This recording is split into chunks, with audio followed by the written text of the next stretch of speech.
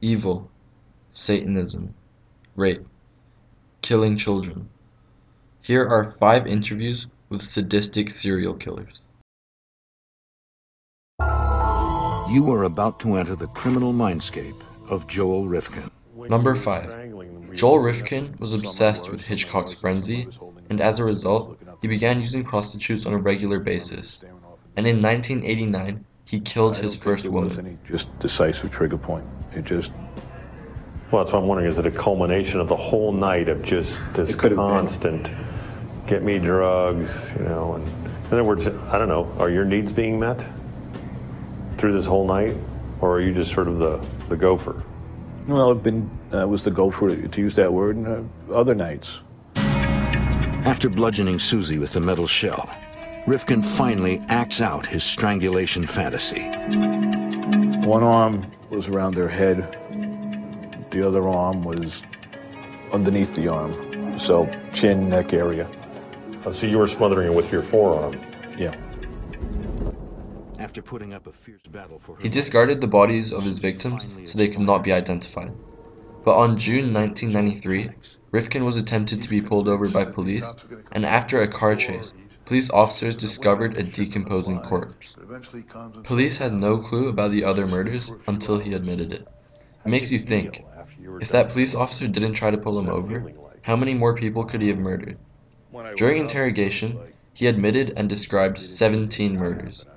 He is serving 203 years in the Clinton Correctional Facility and is eligible for parole in 2197 at the age of 238. This interview provides an insight into the mind of a deranged serial killer who seems to lack any emotion and empathy for his victims, and his calm demeanor makes for an uncomfortable interview considering the weight of his crimes. And where are you going? I had intended to go out east, and I accidentally ended up exiting towards the city and drove past the trooper car. And then the Christmas tree lit up. And he just opted to take flight and hope for the best. Is Arthur J. Shawcross. Shawcross has murdered 11 women and is serving a 250-year prison sentence. Number 4. Arthur Shawcross murdered 11 women between 1988 to 1990 in New York. Shawcross claims he was molested as a child, although his parents dispute this. There are many claims in the interview which can easily be perceived as lies and be seen as an excuse for his actions. His claims are also analyzed by psychologists and make for an interesting and disturbing interview.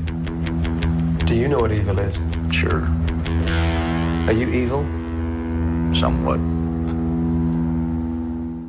One of his claims is that he cannibalized 2 young Vietnamese girls and several children while he was based there during the Vietnam War. During the taping, the interviewer asked him about what happened in Watertown. A year after being released for serving 2 of a 5-year sentence, he raped and murdered a 10-year-old boy who was his neighbor. The prosecution disputed his claims of insanity, and he was declared sane and guilty of murdering 10 people. He received a total of 250 years in prison. We're not going into details here. No, but how did you kill her? Probably strangulation.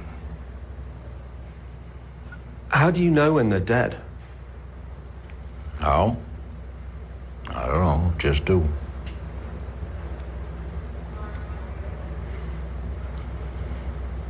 More or less after they just relax.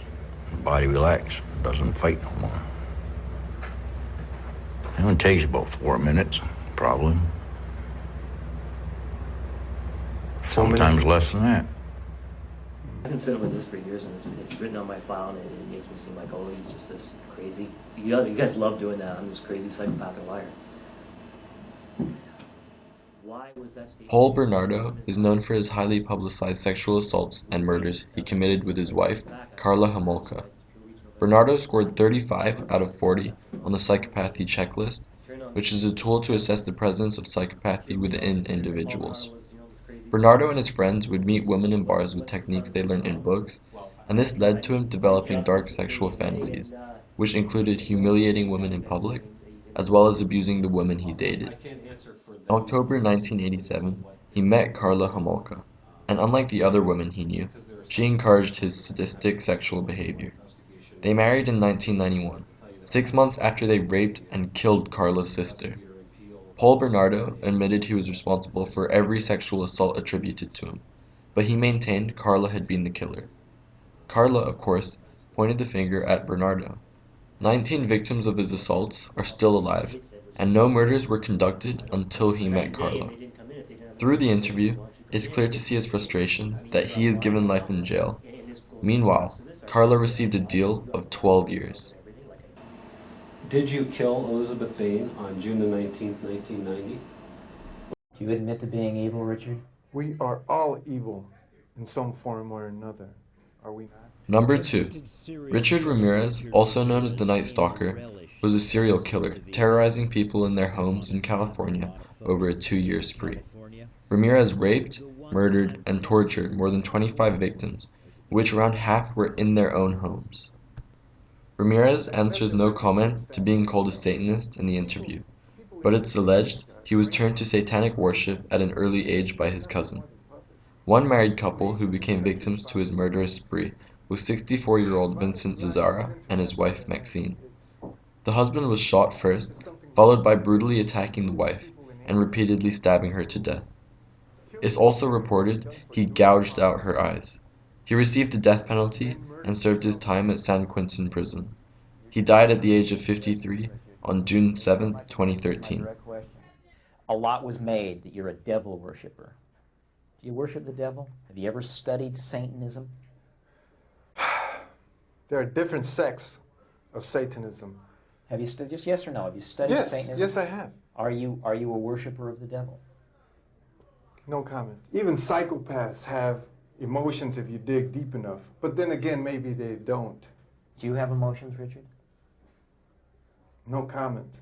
Tell me what kind of emotions you got going through you right now. I'll tell you what, I gave up on love and happiness a long time ago. First time I did a shot of dope, it was the best feeling I ever had in my life. And the first time I killed somebody, it was such a rush. And it was just like that shot of dope.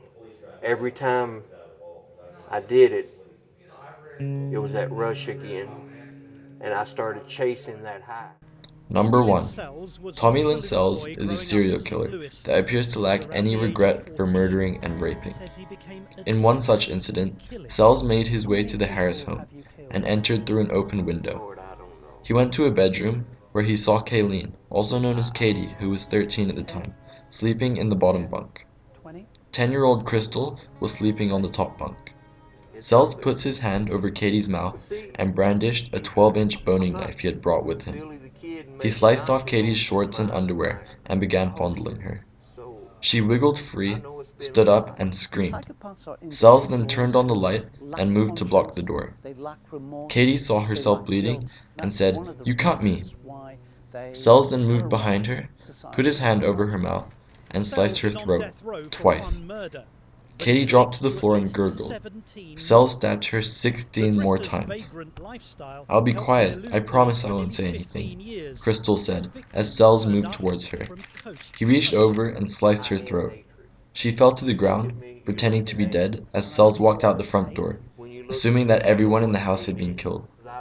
Crystal ran outside to a neighbor's house and police were called. Crystal survived the attack and identified Sells from a photo pack and testified at his trial.